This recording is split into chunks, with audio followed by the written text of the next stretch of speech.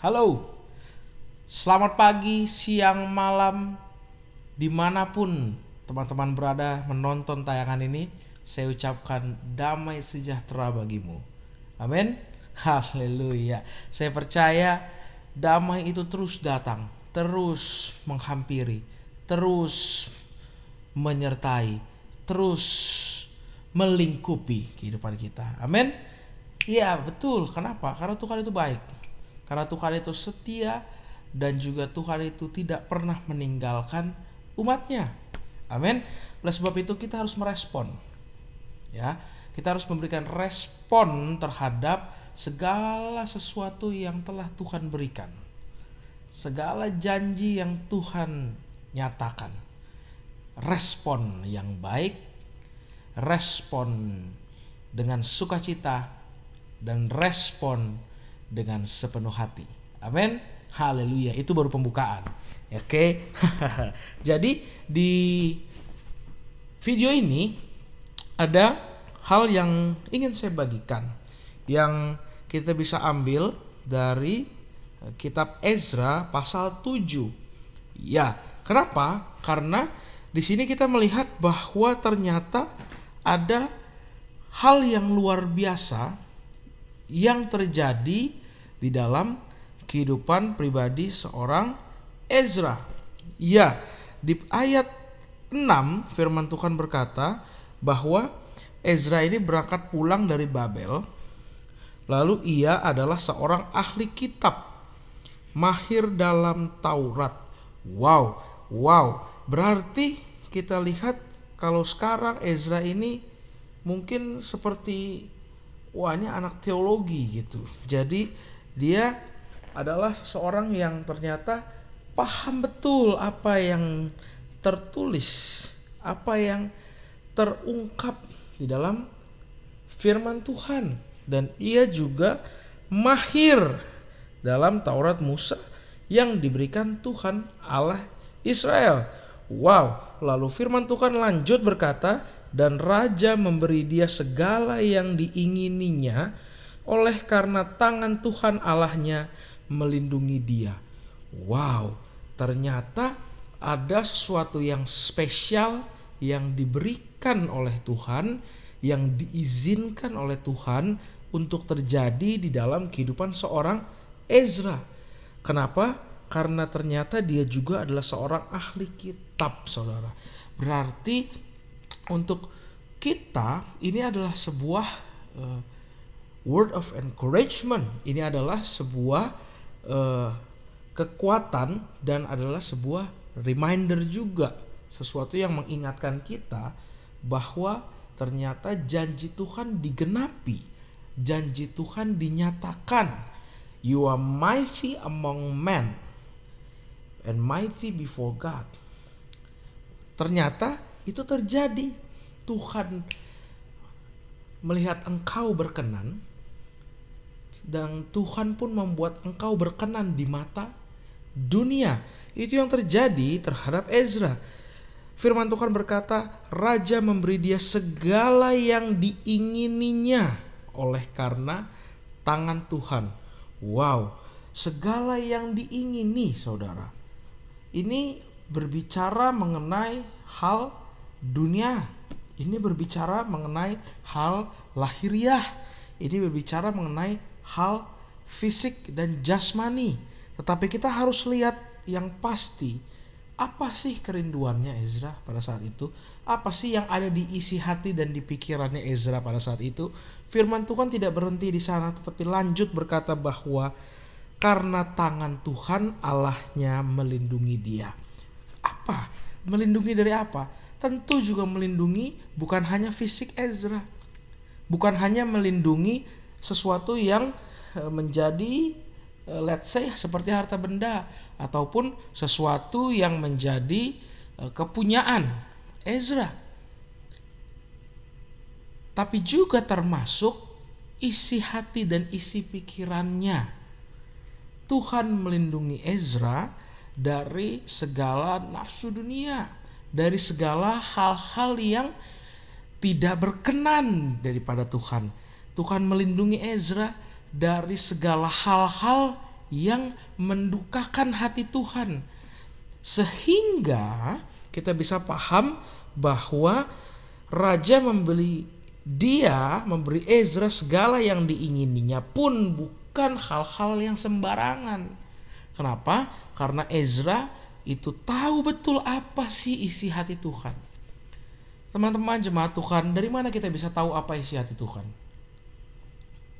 Dari Bible ini, dari firman Tuhan. This is the word of God. This Bible is the word of God. This Bible is the living word. The Bible says the word of God is a living word.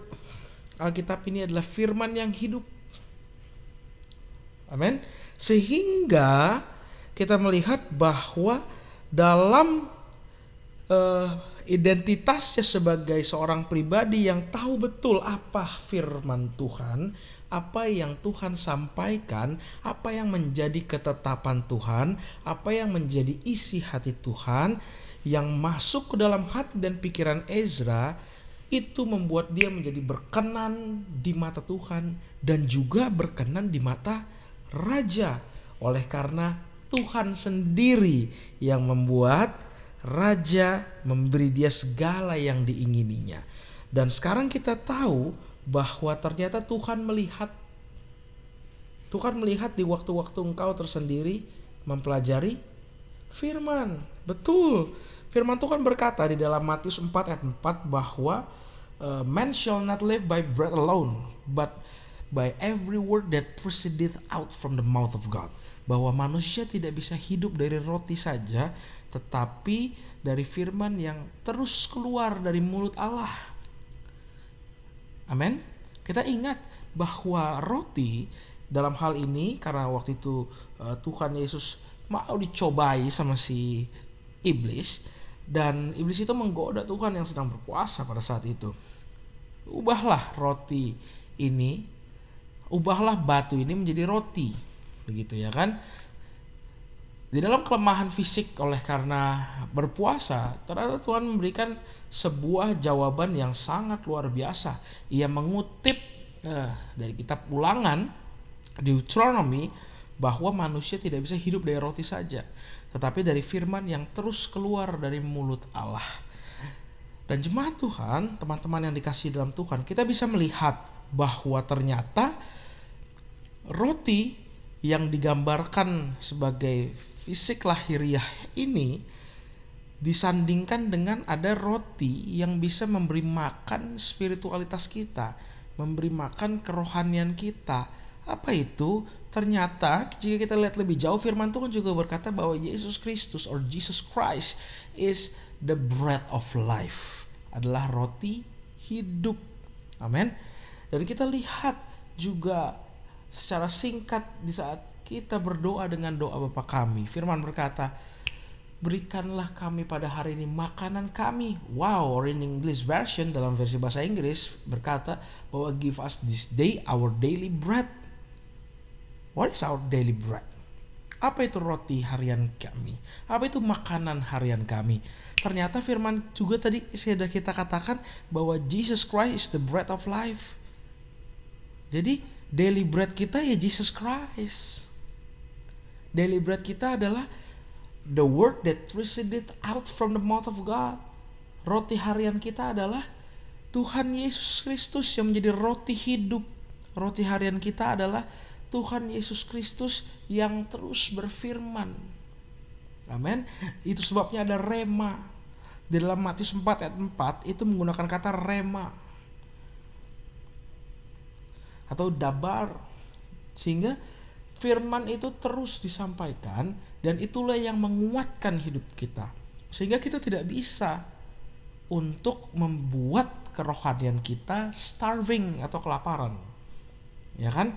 Tuhan Yesus menggambarkan bahwa kerohanian dan spiritualitas kita ini harus dikasih makan. Bukan makanan lahiriah dan jasmani, tetapi dari firman yang terus keluar dari mulut Allah. Sehingga di saat kita kenyang secara rohani, kita pun harus terus tetap haus dan lapar akan Dia. Firman Tuhan berkata, biarlah kita seperti rusa yang haus. Amin. Dan kehausan dan kelaparan akan firman Tuhan membuat kita akan terus diberi asupan nutrisi. Full of nutrition dari firman Tuhan, dari this Bible, this Holy Bible. Amin. Sehingga Bapa itu sendiri yang memberi kita makan, dan kita makan kepada Tuhan. Amin. Dan dari situ kita bisa melihat bahwa ternyata Ezra itu kenyang dan terus-menerus makan dari firman Tuhan. Kenapa? Ternyata di ayat 10 firman Tuhan berkata, sebab Ezra telah bertekad untuk meneliti Taurat Tuhan dan melakukannya serta mengajar ketetapan dan peraturan di antara orang Israel pada saat itu. Wow, betul, ternyata memang Ezra adalah pribadi yang bertekad. Yang pertama kita lihat bertekad, saudara. Tekad adalah langkah pertama dalam bentuk, ya boleh komentar di bawah, dalam bentuk apa? Dalam bentuk niat, ya. Jadi diawali niat dulu, ya kan? Ada pepatah yang bilang kalau ada niat terus ada kesempatan, wah jadilah. Jadi betul, asal ada niat dan kesempatan, nah tinggal ambil keputusan. Nah di situ. Nah, yang pertama niat dulu. Nah, niat ini mulai timbul sehingga niat itu berkembang menjadi sebuah gairah, kerinduan, keinginan yang sangat tajam yang menjadi sebuah tekad. Oke. Nah, Ezra sudah dapat di situ poinnya. Oke. Jadi teladan yang pertama kita lihat harus ada tekad dulu. Harus ada kemauan dulu. Oke, yang pertama tekad untuk apa ternyata? Untuk meneliti Taurat Tuhan. Wow. Nah, ini bukan tekad sembarangan tekad. Bukan bertekad untuk hal-hal yang lahiriah, duniawi, jasmani, bukan, tetapi untuk paham apa sih yang dikatakan oleh Tuhan ini, apa sih isi hatinya Tuhan, apa sih yang menjadi peraturan, apa sih do and don'ts-nya, apa sih kemauan Tuhan, apa sih yang dirindukan oleh Tuhan, apa sih yang dijanjikan oleh Tuhan, apa sih yang tidak disukai oleh Tuhan. Nah, itu dipelajari sehingga kita tahu dan kita bisa mengenal betul isi hati Tuhan. Karena di sini lengkap, saudara, lengkap.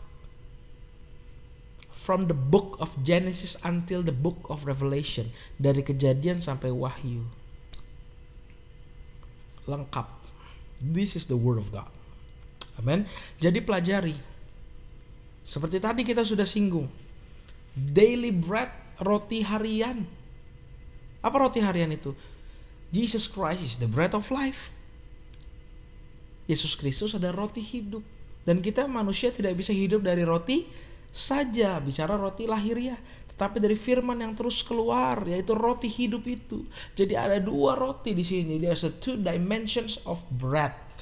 Okay, the first is about physical bread atau roti secara lahiriah, jasmani. Tubuh fisik kita perlu dikasih makan. But the second thing is the spiritual bread or the authentic bread. Ya kan? Yang satu lagi adalah roti yang otentik atau roti rohani, yaitu Jesus Christ is the bread of life, roti hidup. Itu sebabnya firman Tuhan berkata di dalam Matthew chapter 4 verse 4, Matius 4 ayat 4, bahwa manusia tidak bisa hidup dari roti saja, tetapi harus dari firman yang terus keluar dari mulut Allah. Karena only Jesus Christ can give you life. Hanya Yesus Kristus yang bisa memberikan kau hidup. Yohanes pasal 10 ayat 10 berkata bahwa Tuhan Yesus itu datang untuk memberi kita hidup, dan bukan sekedar hidup, but Zoe life. Amen. Not just bios suke, but Zoe abundantly. Hidup yang berkelimpahan. Dan itu yang dijanjikan oleh Tuhan dan bisa diterima oleh Ezra. Kenapa? Kenapa dia bisa diingini keinginannya oleh raja? Ternyata karena dia yang pertama meneliti Taurat Tuhan. Setelah ia bertekad, dan ayat 10 berkata, saya bacakan ulang, sebab Ezra telah bertekad untuk meneliti Taurat Tuhan dan melakukannya. Nah ini, jadi gak mentok di tekad, gak mentok di gairah dan kemauan. Setelah itu yaudah nanti tar besok, yaudah ntar aja deh, yaudah nanti cari waktu deh, yaudah masih ada hari esok, hari ini I'm busy right now, I cannot do it, I have a lot of things to do, tomorrow I'll do it, and then tomorrow you will do it like what you did today.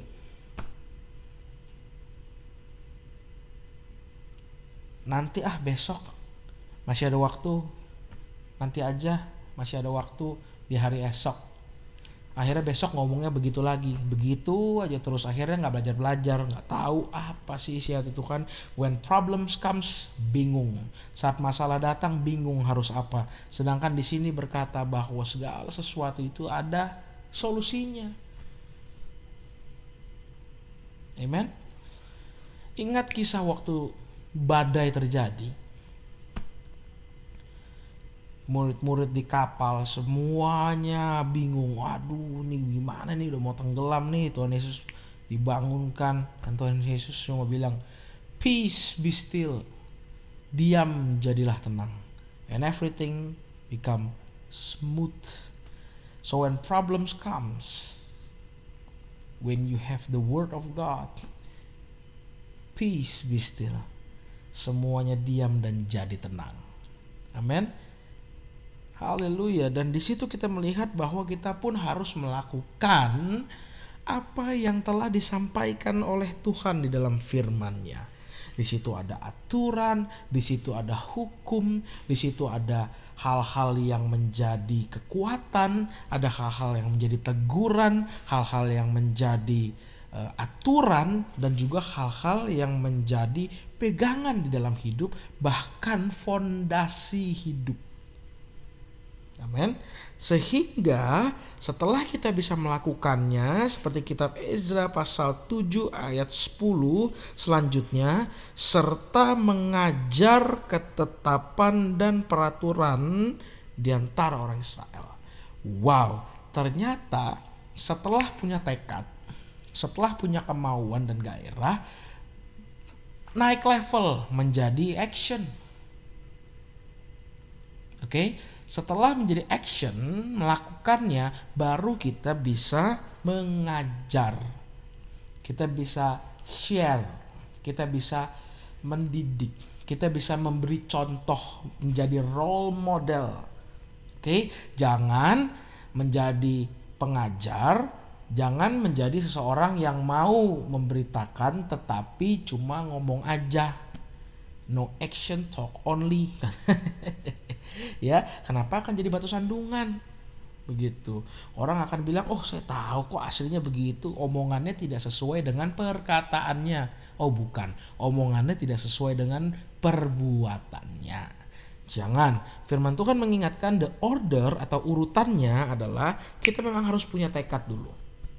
Harus ada kemauan, lalu menjadi tindakan melakukan. Setelah itu, setelah kita bisa menerapkan ini dalam hidup kita, kita baru menerapkan itu di dalam kehidupan bersosial.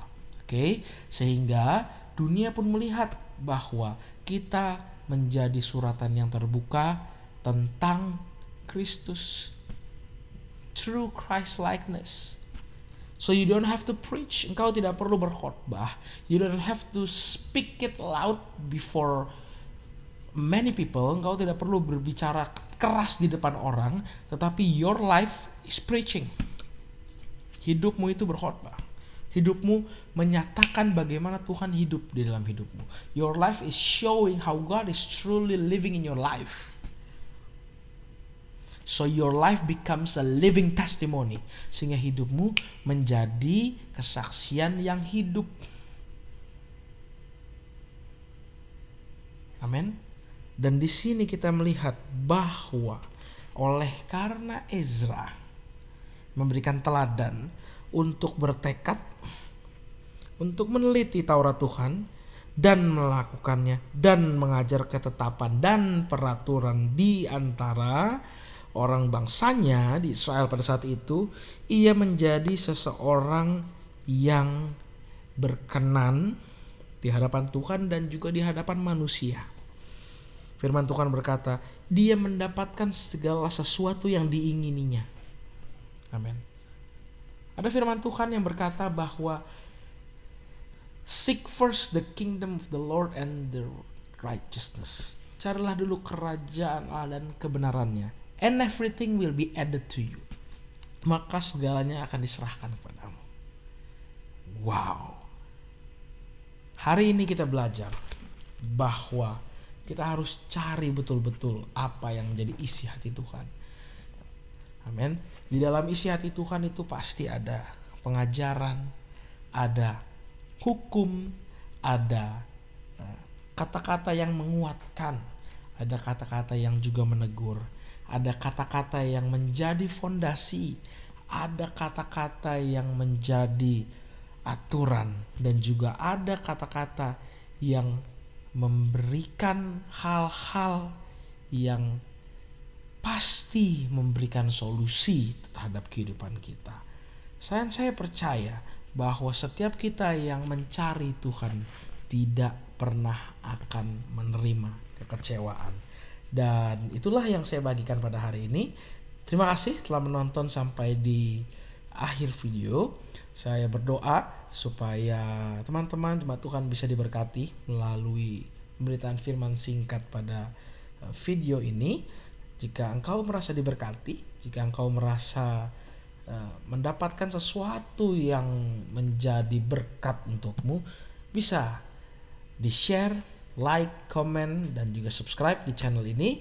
Dan juga berdoa terus supaya kita senantiasa haus dan lapar akan firman Tuhan, sehingga apapun yang ada di isi hati dan pikiran kita, Tuhan selaraskan dengan isi hatinya, dan pintu terbuka dan terobosan terbuka, dan juga hal-hal yang dulu mungkin masih tertutup Tuhan berikan.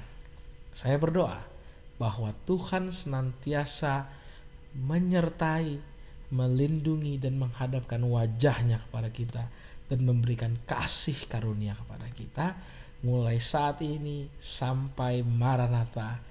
Tuhan Yesus memberkati.